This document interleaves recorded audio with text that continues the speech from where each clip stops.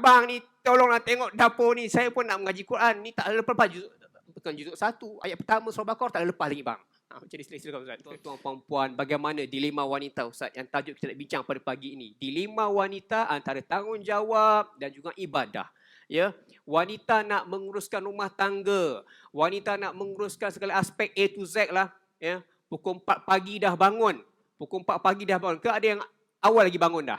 Kan? Mungkin awal lagi bangun untuk buat solat dan sebagainya. Namun bila dah bangun awal tu nak diuruskan sahurnya, kejut pula anak-anak, kejut pula suami. Kemudian uruskan sesi pagi mungkin hantar anak, kemudian dan sebagainya. Kepada yang ada anak-anak kecil mungkin nak menyusukan anak dan sebagainya. Sampailah besok ataupun petang nanti ready untuk berbuka puasa, buat persiapan. Malam pula dengan suami dan sebagainya. Jadi perkara-perkara itu, Ustaz, memungkinkan kadang-kadang para wanita menjadi cabaran bagi mereka. Dilema pada mereka. Aku ni bulan Ramadan inilah aku nak beribadah. 11 bulan yang lepas. 11 bulan dah lepas dah. 1 bulan ni nak beribadahnya bulan Ramadan. Tapi pada masa yang sama, kekangan-kekangan yang tak boleh dilepaskan untuk melunaskan tanggungjawab tadi. Jadi bagaimana Ustaz sebenarnya? Ya? Para wanita kita di luar sana yang menghadapi dilema ini, nak beribadah pada masa sama nak uruskan rumah tangga. Macam mana ni? Kok kan terlepas lah Lailatul Qadar. Kok terlepas lah ni? Patut hari ni dah masuk juzuk 10 Ustaz baca Quran ni. Ini baru Alif Lam Mim surah Al-Baqarah, tak lepas lagi. Kan? Contoh ya, contoh kan. Sebab apa? Sebab dimikirkan rumah tangga ni tadi. Jadi Kang kalau tak buat kerja rumah tangga Kang, tanggungjawab juga. Tapi ni nak cari bulan Ramadan punya pahala ni. Jadi pada pandangan Ustaz, macam mana kita nak bantu wanita-wanita di luar sana ataupun yang hadir pada hari ini, seiring sejalan. Dua-dua dapat. Supaya dia tak stres. Kang asyik dia bising dengan suami je. Abang ni tolonglah tengok dapur ni, saya pun nak mengaji Quran. Ni tak lepas juzuk, bukan juzuk 1, ayat pertama surah Baqarah tak lepas lagi bang. Macam ni, silakan Ustaz. Subhanallah, para muslimin, muslimat, hadirin hadirat, ayah-ayah, ibu-ibu yang dikasihi dan dirahmati oleh Allah Subhanahu wa taala. Begitulah permasalahan, dilema dan apapun problem dalam kehidupan kita ni, kita tidak akan mampu untuk melepaskannya. Sebab itu Allah sebut di dalam surah Al-Balad sebagai contohnya. Allah kata Allah menyebutkan bahawa Allah menjadikan manusia itu fi kabad. Laqad khalaqnal insana fi kabad, sesungguhnya kami telah mencipta manusia itu dalam keadaan susah payah.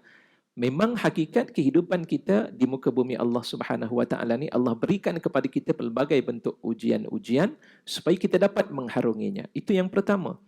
Dan yang kedua, suatu dilema yang cukup besar yang berlaku di kalangan para muslimat yang dikasihi dan dirahmati Allah, kadang-kadang timbul dalam pemikiran para muslimat, tak adilnya Allah. Kenapa Allah Subhanahu wa taala berikan lelaki ini lebih tanggungjawabnya ataupun lebih kerjanya berbanding dengan muslimat? Pergi ke masjid, itu pun yang dirujuk kepada lelaki. Rasulullah sallallahu alaihi wasallam menyebut dengan hadisnya, antaranya disebut dalam hadis 7 golongan manusia. Hadis riwayat daripada Imam Al-Bukhari dan juga Muslim. Ada 7 kelompok manusia yang akan mendapat naungan daripada Allah. Yauma la dhilla illa dhilluh, di hari tiada naungan melainkan hanya semata-mata naungan daripada Allah. Lantas disebut oleh Nabi sallallahu alaihi wasallam, wa rajulun qalbuhu mu'allakun bil masajid, seseorang lelaki yang hatinya terikat dengan rumah Allah Subhanahu wa taala. Kefarduan jamaah itu juga kepada lelaki, takkan perempuan tidak dapat. Termasuklah tuan-tuan, para hadirin yang dikasihi dan dirahmati Allah, Ramadan yang Allah anugerahkan kepada kita dengan kelebihan yang berlipat kali ganda, yang melimpah ruah. Tiba-tiba para muslimat datang bulan. Seminggu tak boleh membaca Al-Quran, seminggu tak boleh berqiyamil lail Ustaz, nak pergi ke masjid tak boleh. Sedih tak? Para muslimat sekalian? Alhamdulillah, ingat tak ada suara dah. Malam tadi takut qiyamil lail banyak sangat. Subhanallah. Para hadirin dan hadirat yang dikasihi dan dirahmati oleh Allah Subhanahu wa taala, sedih berlaku. Al-Quran Ustaz, saya tak boleh baca. Bukan tadi Ustaz Rizal kata surah Al-Baqarah, Al-Baqarah pun tak lepas lagi. Daripada hari pertama sampai hari yang ke-7. Itu kalau tempoh masa 7 hari. Kalau sampai 15 hari, tak buka lagi buku berkaitan dengan amalan yang hendak dilakukan. Bacaan Al-Quran tak boleh nak buka lagi Ustaz. Para hadirin dan hadirat yang dikasihi dan dirahmati Allah, hal ini sebenarnya bukan berlaku kepada para muslimat masa kini.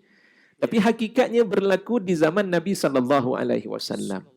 Ummahatul Mukminin, antaranya Ummu Salamah radhiyallahu anha. Di antaranya Sayyidatina Aisyah radhiyallahu anha tidak berpuas hati dengan hal yang demikian. Ada suatu ketika bila mana Allah Subhanahu wa taala mengarahkan supaya berjihad.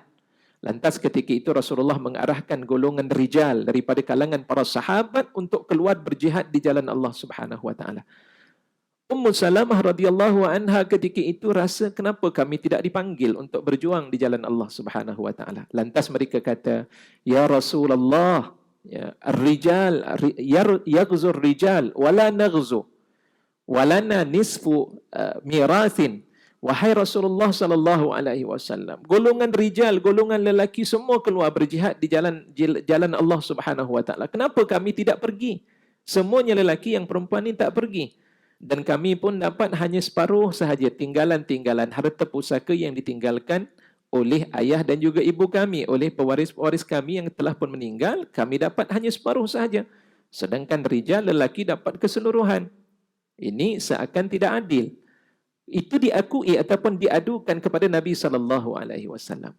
Rasulullah ketika itu tidak menjawab, menunggu jawapan daripada Allah. Lantas turun ayat 32 dalam surah An-Nisa. Allah mengatakan, "Wala tatamannau ma faddalallahu ba'dahum 'ala ba'd. Lirrijali nasibum mimma iktasabu walin-nisa'i nasibum mimma iktasabn was'alullaha min fadlih."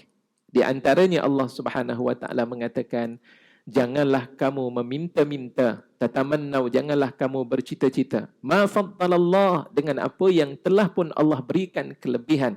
Sebahagian kamu ke atas sebahagian yang lain. Tadi berlaku tentang Ummu Salamah, nak juga macam lelaki, tapi tak dapat.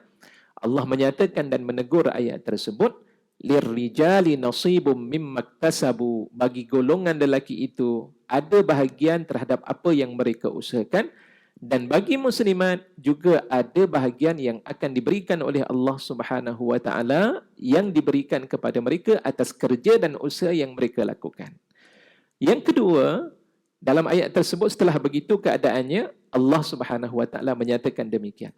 Kemudian yang kedua, kes yang berlaku kepada Sayyidatina Aisyah radhiyallahu anha yang satu ketika dia turut serta bersama dengan Nabi untuk sallallahu alaihi wasallam untuk menunaikan haji. Di pertengahan jalan datang bulan. Pada saat ketika itu Sayyidatina Aisyah radhiyallahu anha menangis. Ketika dia berhadapan dalam hal yang demikian, saya terlupa nama tempat lokasi tersebut, yang lokasi itu jaraknya lebih kurang dalam 10 km daripada bumi Makkah Al-Mukarramah.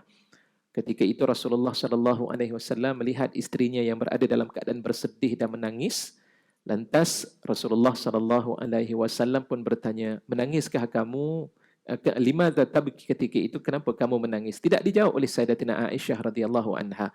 Kemudian Rasulullah pun bertanya, "Apakah kamu datang bulan?" Waktu itu jawab daripada Sayyidatina Aisyah radhiyallahu anha, "Ya, saya datang bulan. Jadi saya tak dapat nak tunaikan haji seperti mana kalian para sahabat, termasuklah kamu wahai Rasulullah sallallahu alaihi wasallam." Dan apa jawapan daripada Nabi sallallahu alaihi wasallam? Rasulullah pun berkata kepada Sayyidatina Aisyah radhiyallahu anha, "Dzalika syai'un qad katabahu Allahu ala banati Adam."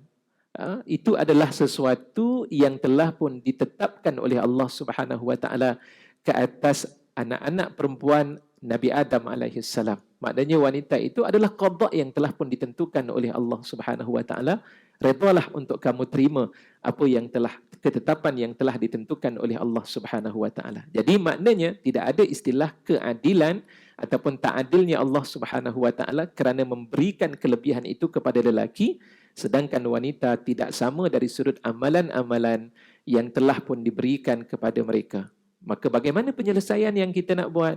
Subhanallah.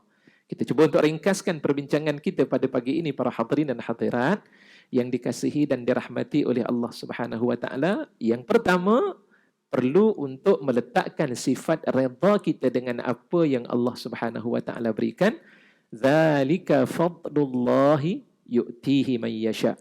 Itulah kelebihan-kelebihan yang Allah Subhanahu wa taala berikan kepada sesiapa yang Allah Subhanahu wa taala kehendaki, dan Allah tahu kenapa Allah Subhanahu wa taala berikan hal yang sedemikian rupa. Jawapannya, yang pertama, kerana lelaki ada tanggungjawab yang begitu besar berbanding dengan tanggungjawab seorang muslimat. Maka kerana itu kerja mereka itu lebih besar berbanding dengan para muslimat yang dikurniakan oleh Allah Subhanahu wa taala beberapa kelemahan-kelemahan dan kekurangan serta ketidakmampuan untuk melaksanakan kerja-kerja tersebut. Redalah pada Allah Subhanahu wa taala. Sifat reda kita kepada Allah itulah yang akan menambahkan lagi saham dan pahala yang Allah Subhanahu wa taala berikan. Manil tamasa ridallah, ya, barang siapa yang reda dengan apa yang Allah telah tentukan, kafahullahu mu'natah, Allah akan mempercukupkan apapun keperluan-keperluan yang dia mahukan. Bahkan bukan sekadar keperluan dalam hidupnya yang dicukupkan oleh Allah, tapi pahalanya juga akan dicukupkan oleh Allah Subhanahu wa taala.